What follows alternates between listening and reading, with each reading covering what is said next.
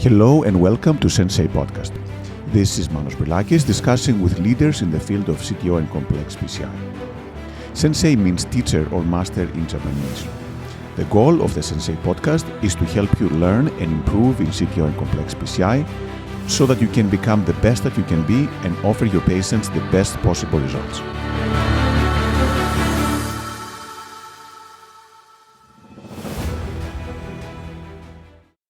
Hello, everyone, and welcome to Sensei Podcast. It is my great pleasure to introduce our guest today, who is Dr. Luiz Ybarra, who is the co-director of the CTO program at the London Health Science Centre at the University Hospital London in Ontario, Canada, and a very good friend that we worked together for many years. So, Luiz, good morning, and thanks again for being at Sensei Podcast. Good morning, Manos, and it was a pleasure to be here. It's an honor, actually, to be invited to this podcast. Thank you very much. Luiz, I know that you've done many things, but maybe the one that we worked most together has been the CTO Arc, which was one of the document which many things have been based on for a long time. So maybe we'll take a little unorthodox route today, and instead of saying from the beginning, maybe just tell us how you got involved into this, and then how it relates to the other things that you've done in CTO. Oh, okay. Everything started, I think, was 2017. I was doing my CTO fellowship with Dr. Stefan Hinfrey. And there was this one day after the case, we were reviewing, I don't remember, a case. And I was, I don't even remember exactly what, but we were discussing why this is called this or why this is called that, and we had a debate on this. And while we were doing this, just having this discussion, Dr. Nico Piazza was a big guy on the structural side. He passed by, and he was listening to our conversation. Oh, you guys don't have, and he said, you guys don't have a proper definition to this. No, it depends on the operator, depends on this and that. And that's when we kind of, okay, maybe we should have a proper definition for this. And then when I started reviewing, there were a lot of things in CTO PCI that had no proper definition. And I'm a very logical guy, and having proper definitions it's of paramount importance for whoever is a logical guy. Otherwise, you're not going to be able to think logically. And for whoever likes logic, having a proper definition is important. So I started reviewing some papers and major papers in CTO PCI at that time, and all the definitions varied from outcomes, MI, TVR, to the actual definition of what is a CTO. So we wrote an editorial, and from there we kind of raised this awareness to develop and come up with CTO Arc. It wasn't that straightforward because I'm saying myself and Stefan at that time, we didn't know what an arc would comprehend. I think we even talked to you after CTO Summit, and having, maybe we should do this, maybe we should do that. And then when I went back to Nico to discuss about this, Nico, who had already been involved on the TAVR arc, he was like, "You have no idea. It's much bigger than what you guys are thinking."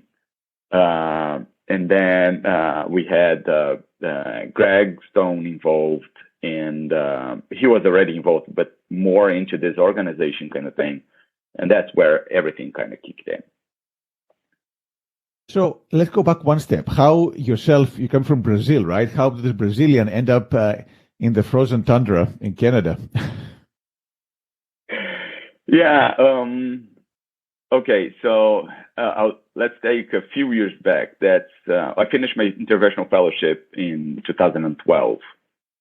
And I was working in a private institution. In Brazil, you work in several institutions, but my main one was a private one.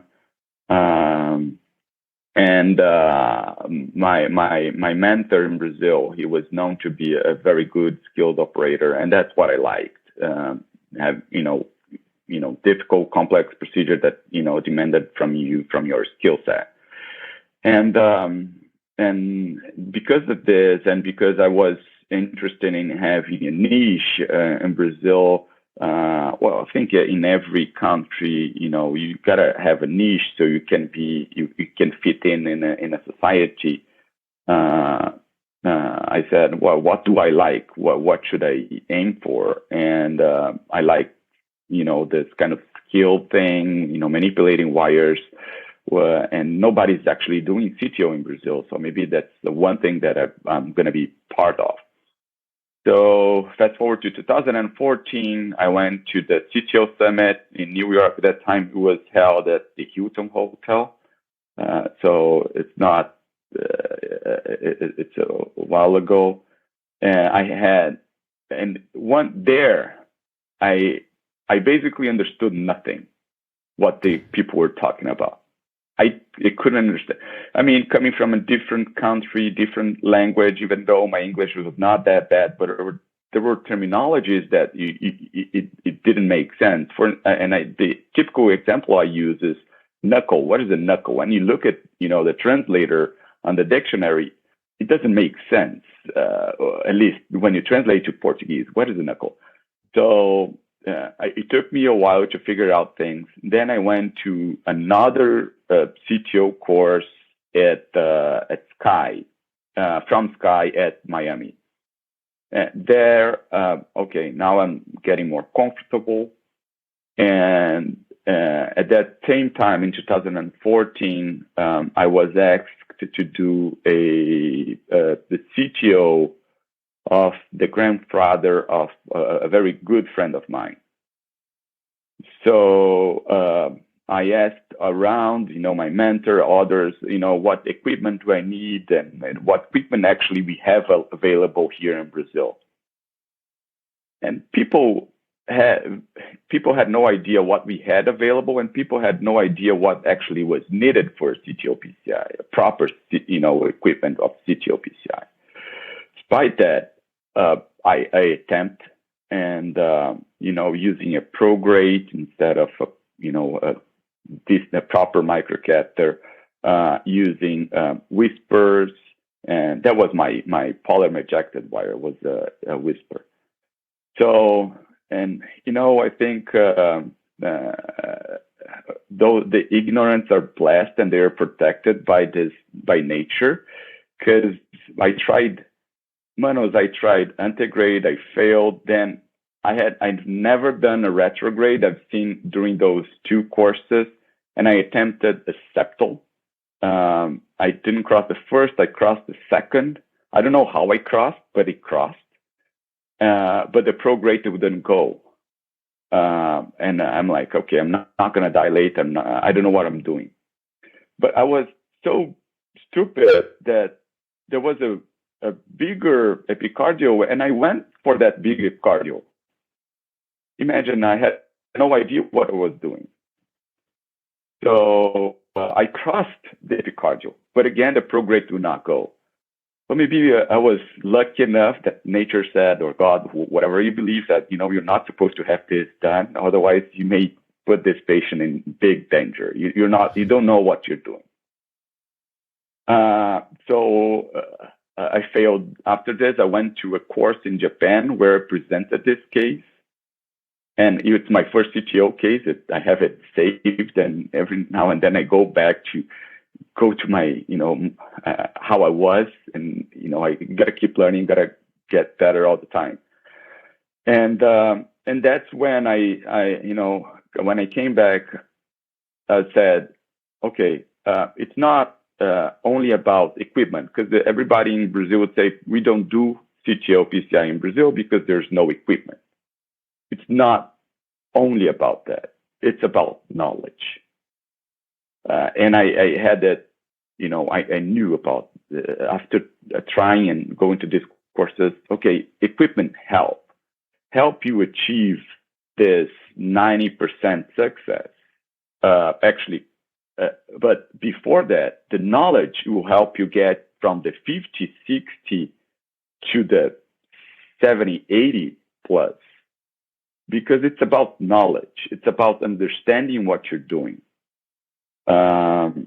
So I said, okay, I need to learn this. What's the best way of doing this? I'm already in practice.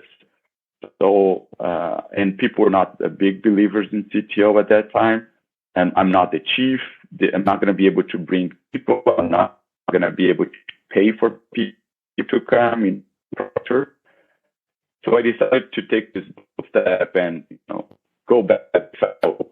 And I applied for CTO fellowship coming out at that time, and I was very fortunate to be accepted by Stefan, who was just starting this CTO fellowship in Montreal. And that's how things got going. After I finished the fellowship, I had this offer from London. We had all the interviews and everything. I actually went back to Brazil, and when they offered become like Rio and test every step, everything, and I started here. That's a very long story trying to say in I don't know, maybe 2 or 3 minutes. There were many hurdles, many. Well, as most IMGs, maybe I know you came from another country as well, so maybe you had some of these. Yeah, no, I completely agree with you. It's never easy. But I think what is easier, like, for example, I came to do residency from the beginning. So I did internal medicine, cardiology, etc. It was a little easier to get into the interventional training. For yourself, I mean, that's a much big leap because you haven't done your formal training before here in the Canada or US. So then that's even a bigger leap of the bigger change from baseline. So kudos to being able to adjust to the situation. And were you speaking French as well? Because I know Montreal, there was French as well, right?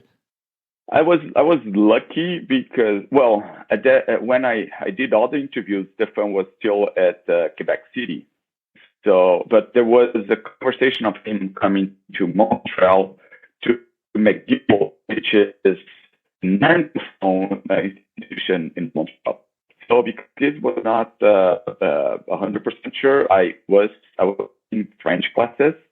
So my French is very basic.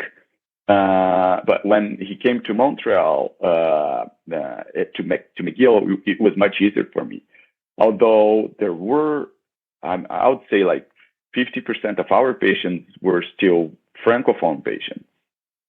And that's something I learned and actually liked because, well, as you know, there's a lot of CTO PCI where you need to have a good relationship and connection with patients.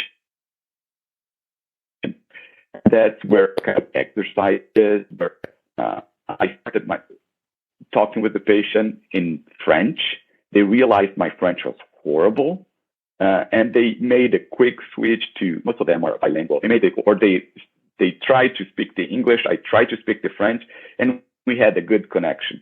If I started right off the bat in English, they would not like it. They would keep on French, and they would not try to say anything in English. So that's where you start to develop a bond with your patient and establish a good, physician-patient relationship. But still, Luis, it was for me, the biggest thing is that you were already in practice, right? You were working already as an interventionalist, and you took the break, all the challenges to come to a new country, a new place, to train again and get this more complex. So what made you wanting to take this big leap and all these efforts required to get this done? I always wanted to have this international experience. So for me, it would be a way to, go abroad, come back, have this international experience, provide this experience also to my family, my kids. That would be an important thing. And mastering, or at least trying to master everything. Think that in 2 years I'll be able to master most of the techniques, where if I would be proctored with the amount of cases we have in Brazil, it would take a good at least 5 years. So that, and maybe there was also a sense of not fitting in already, like a different mentality. Nowadays, I go back to Brazil, speaking to friends and family, we already have a different mentality compared to our folks there, to our friends. So I think it's multifactorial. It was not easy. I mean, I had a really good quality of life. Financially, we were very good. Everything was set, but there was something missing. I needed something, and my wife, she felt it on me. She was like, "We need to go. It's something that's missing. Full support. Let's do it." So, Luis, family was critically important, and I'm impressed that your wife was very supportive of those efforts. Do you think that training in CTO has changed your personality, or just reinforced what was going on from before? I think it reinforced. You need to have a specific drive, a specific personal characteristic, to be within this field. That's my feeling. You have to be. You like challenge. You follow algorithms. You follow everything properly. You are resilient. There are many personal characteristics that are needed to be a CTO operator, and I think the training just enhance that, or just okay, that's who you are, and that I don't know, what do you think? Maybe training can some stuff, but to go and have a training that's already a procedure that's already crazy enough. You gotta have some craziness within you, Well, I think, as you say, it is important. It has to come from within, that you want to do something more challenging and you want to get good at it. And it's like everything else. There are some rules that you learn along the way, and doing the dedicated fellowship as you did, I think really helps you learn those things sooner, and maybe in a more systematic way than it would otherwise. So I do believe it does affect, how you do CTO, but also how it affects how you practice in general. But what did you find the most difficult from your training? Was it the new language? Was it the CTO skills? Was the new environment? What was the most challenging aspect of training? Although I was in Brazil, I was in academic setting already. I had my fellows. So I knew that going back as a fellow, I had to take a step back from a personality way. I'm not the staff. I'm not going to be taking the decisions. I'm not. So taking this step back from being the leader and becoming the fellow was something that was already in my mind, but always a little bit different. Having said that, once you realize how much you don't know about that training, that procedure, and how much I had to learn. Okay, maybe I am a fellow, at least for specific procedure, I don't know anything. So I better behave as a fellow and be willing to absorb as much knowledge as possible, because that's why I came here for. So I didn't have issues with language. Adapting the family to a new environment was fine. Everyone in Montreal was very welcoming. The taking a step back as being a fellow, it was, I think, the best part. Sure. Now, how do you incorporate? So you obviously now come and work again in Canada, and you're doing the CTO cases. How do you plan your cases right now? Have you developed your kind of specific strategy? Are things still evolving, or you've got kind of your way on how you prepare and how you plan for the cases? Your strategy might be changing every time you get you find something different when you're looking at the angiogram. So I try to spend some good time in the angiogram to come up with a strategy.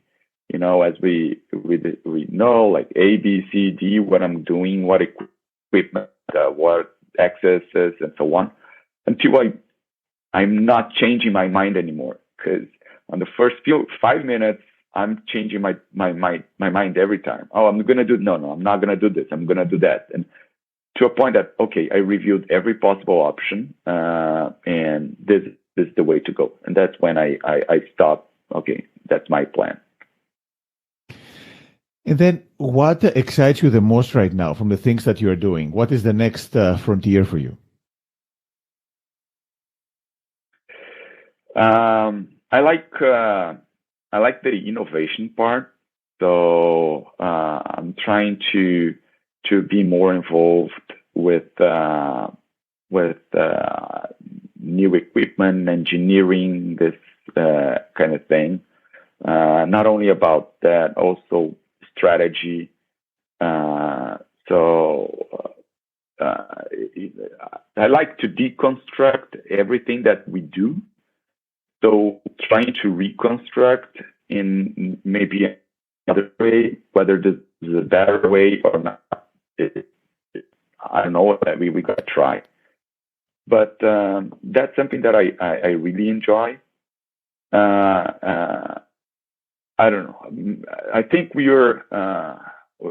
I'm not that experienced in the field to say this. I've been there for much more time than but I think we're in a knowledge right now from moving away from success to a good need, but way less complications. Going more to the safe side. If we don't do this, the data, the studies will kill us. So I think that's another area that I think we need to work on, and that's where I'm planning to do something as well. So in terms of CTO, that's what has been in my mind. That's what I've been trying to think more. And what are you most proud of so far? My family. Well, clearly, they've been very supportive all these years. And then, Manos, I like learning from experienced people.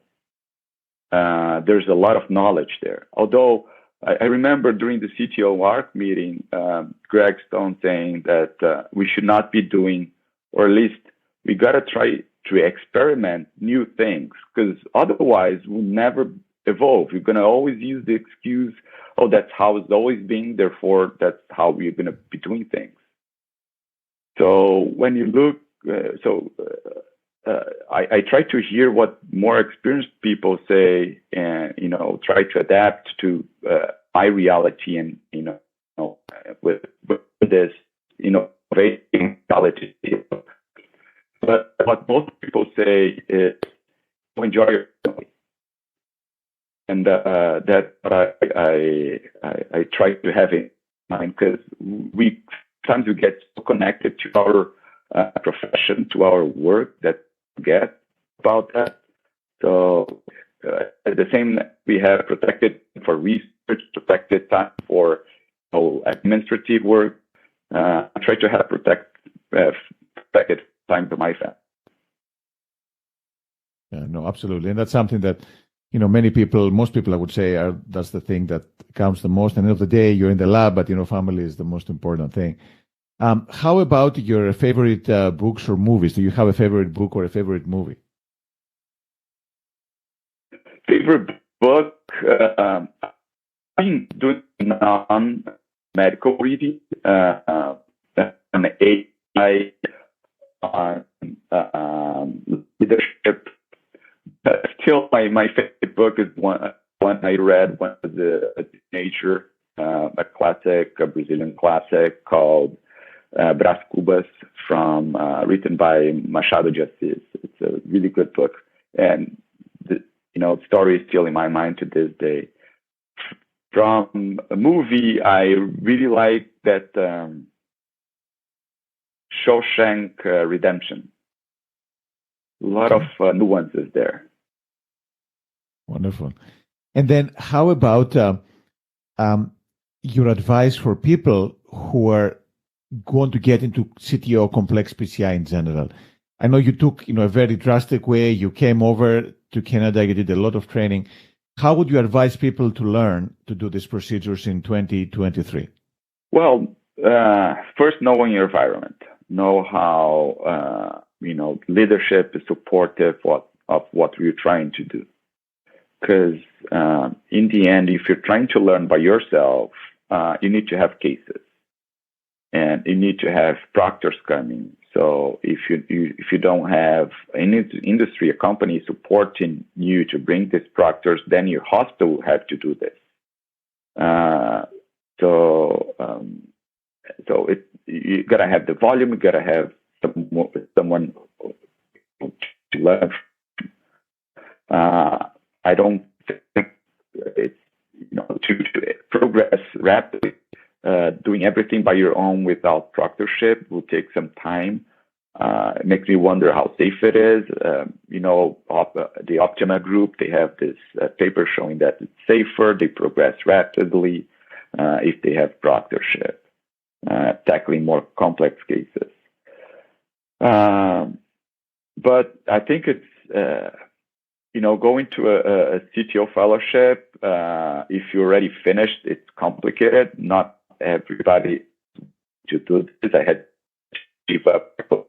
Not everybody will give up positions. It's insecure that way. So learning on the job would be the way if you're practicing. If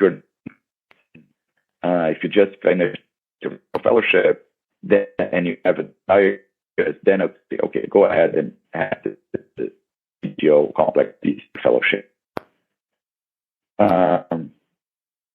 I think, and then in terms of progression, if you're learning from basic, I think it's one way to go. If you're already doing some cases and you have some knowledge already, then it's another way to go. If you're already on the middle curve of the CTO learning, maybe instead of bringing the proctor, going to their place might be easier, and watching them. People talk all about learning on live cases. I think it depends. If it's a very complex live case, someone on the initial side of the curve would not get the nuances. Someone that's trying to improve, specific things, they will not get the nuances. There are things that you only get when being there in the room, watching. And that's what I did during my fellowship. So Stefan was very kind to allow me to go to different places during my fellowship, so I could watch people do live. So I was with Dimitri, I was with Cambis, I was with Bill Lombardi, with Bill Nicholson, I try to go to your place, but your agenda is crazy. Watching, those experts doing live and how live, in the room, I think adds a lot of value to your learning process, to your learning curve.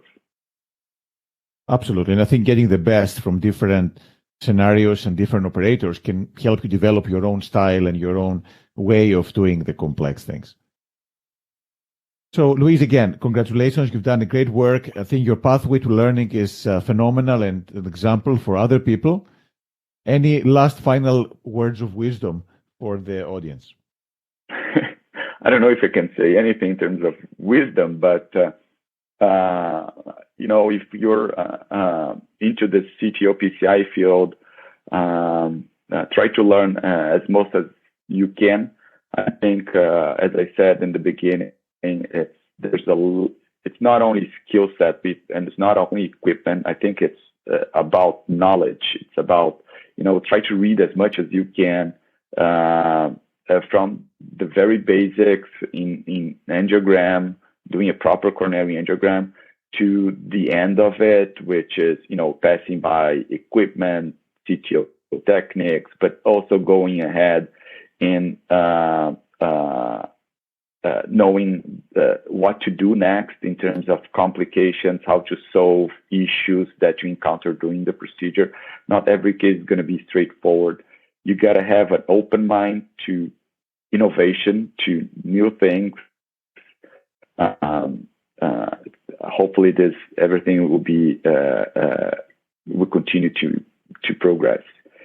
And I think the most important thing is to create a good connection with your patient and have everybody on board, because that's when maybe you're not so nervous, you're not so afraid of during the procedure, because you've explained everything to the patient. You know what their level of risk is, and that's where you should be willing to. And if everybody is on board and you have a good relationship, the outcomes should be better. One thing that I try to do at the end of every case is to show the angiogram to the patient. So the patient's still on the table. I turn the screen to them and show the initial picture and the final picture, and try to advertise, look how beautiful it is. Because, Manos, until we have the placebo study, show that it's not a placebo, I try to use placebo on my side. So at least they will know that at that moment, everything's open, and perhaps the placebo will kick in and help me make the patient feel better. So I try to have everything on my side to make the patient feel better. Wonderful. Well, Luiz, again, thank you so much for taking the time today. Thanks for sharing your journey with everyone else, and you can keep up the great work. Look forward to working with you down the line.